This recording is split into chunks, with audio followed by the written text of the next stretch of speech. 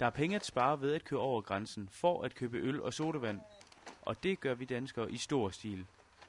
Faktisk kører vi hvert år 400 millioner øl- og sodavandsdåser uden pant i Tyskland på grund af en særregel i delstaten Slesvig-Holsten. Men stort set ingen af de tyske dåser bliver genbrugt, og det skader miljøet. Danskerne er nogle svin. De tror, at naturen er en losseplads. Dåserne udgør ikke kun et problem, når de havner i naturen. Når 10 dåser genbruges, kan de blive til 9 nye dåser.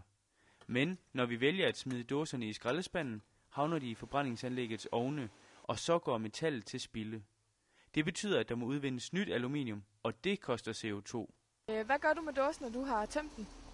Jeg smider den bare i den normale skraldespand til sådan afbrændingsaffald. Det smider jeg i skraldespanden. Her foran mig har vi 73 dåser. Det svarer til det antal dåser, hver dansker i gennemsnit køber om året i Tyskland.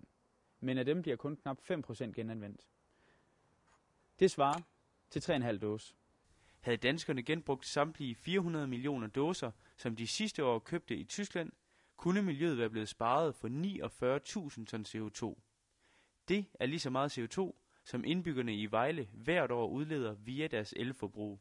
Miljøstyrelsen er klar over problemet og har ført forhandlinger med tyskerne for at få pant på dåserne. Miljøministeren fra det tyske delstat Slesvig-Holsten nægter imidlertid at indføre pant for de danske kunder, da han mener, at det vil begrænse den frie handel over grænserne.